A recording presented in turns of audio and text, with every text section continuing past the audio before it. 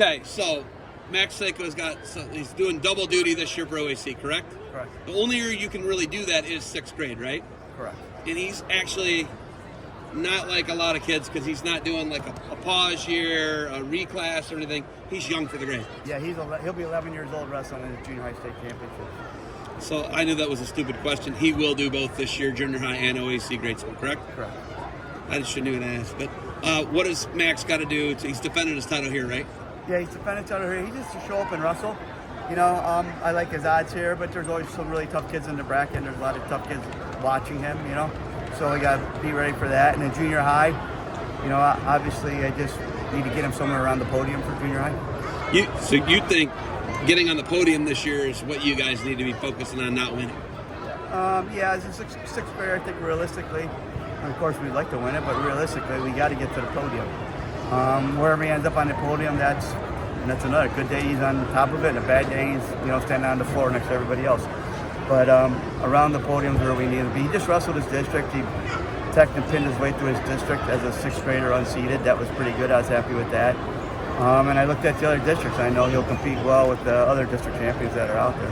How many kids from West Shore here today at the divisionals? We got 41 wrestlers here. 41, both for the morning and the afternoon? And I got 3 kids at McDonough.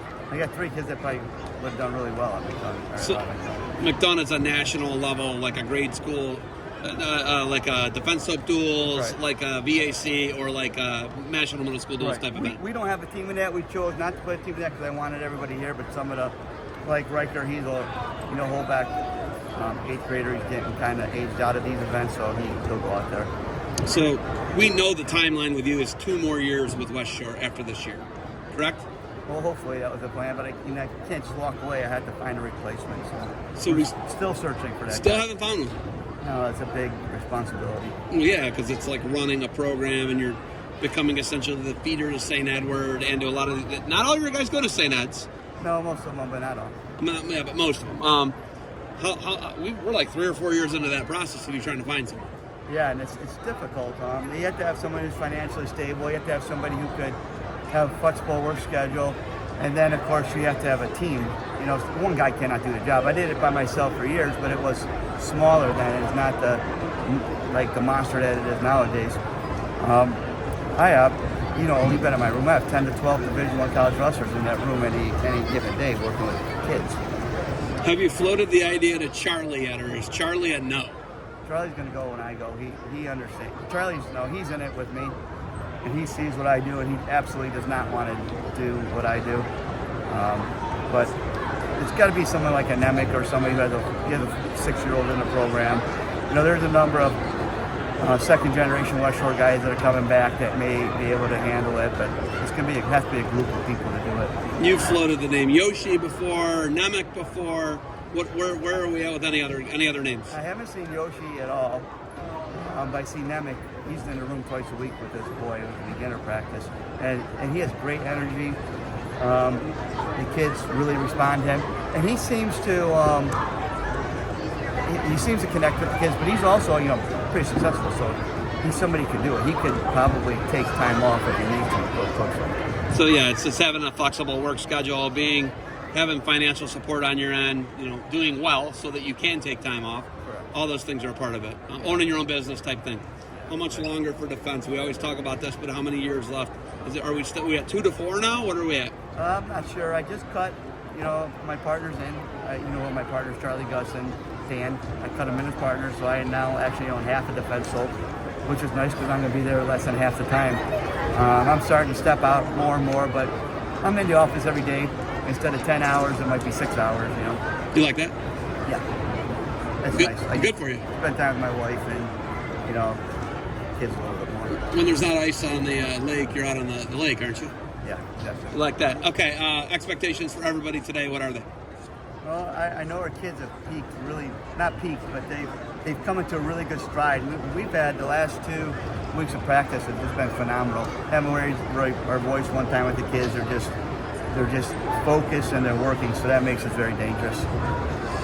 You've been the champion of CSU wrestling. You're a big donor. CSU's made the choice to discontinue wrestling after this season. What have your conversations been with CSU, their administration, Josh Moore?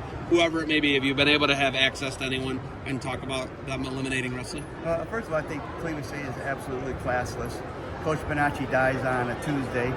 They call me, or they discontinue the program on a Thursday, and they call me on a Friday to make sure the lines of communication are still open. In other words, they still want me to be a donor.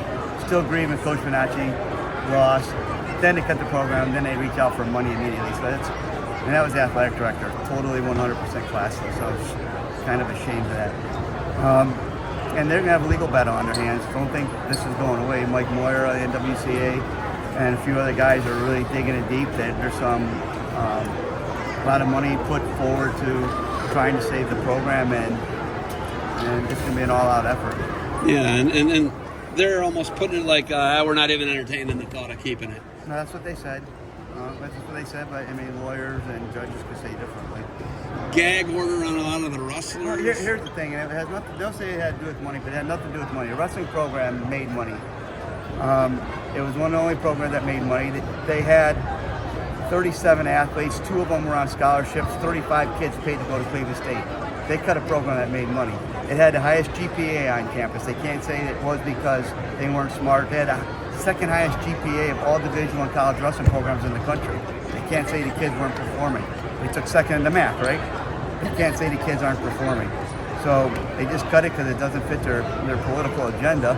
You go across the board and you can figure what men's sport can we cut? How about the one that doesn't never align with the university's thoughts, wrestling, boom, it goes.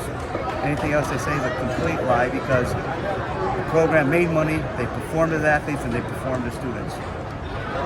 You've been thinking about this a little bit, I can see. You've been stewing. It's aggravating. Again, they're classless too. So when given day comes, don't give any money to that school. They said they're going to put the money toward the wrestling program. They raised $8.3 million off of that. We're estimating $8.3 million off of that tuition hike that the students paid for. Well, it just so happens that all those students are gone now, so they cut it and nobody knows anything about it, but they forgot about the alumni that's sitting around watching what's going on. $8.3 million did not go into the wrestling program over the last 10 years. Not even close to that.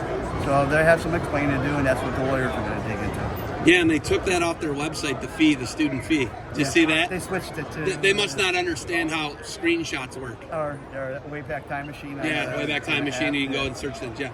Wow, I've never seen you get this fired up about something, man. If it was honest, and there was an honest reason, I would listen. But they said we're not going to be transparent. We're not going to tell you why. They just said they did their due diligence. If they did their due diligence, the wrestling team would be there, and the basketball team would be gone. The one that's hemorrhaging $2 million a year, that team would be gone. But they didn't do their due diligence. It comes down to political agendas. Okay. Wow.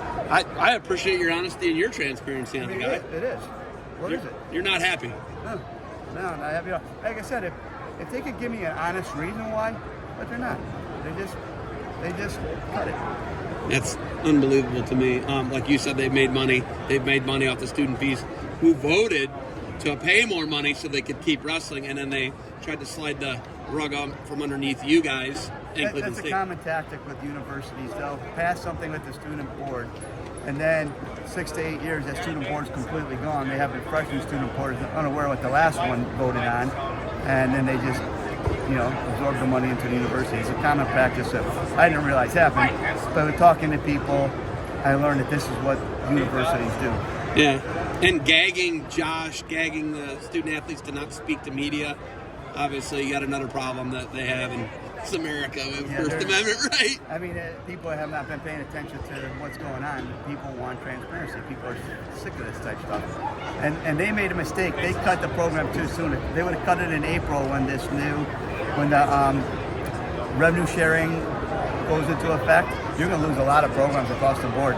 They're expecting to lose some crazy thing like 7,000 sports across all Division I in April. Yeah, they're gonna, and a lot of it's gonna go to a club model, funded on your own, that type of thing. Cleveland State, they acted outside of the umbrella because they're inexperienced with a young athletic director and a very young president. They don't really have the grasp of what's going on.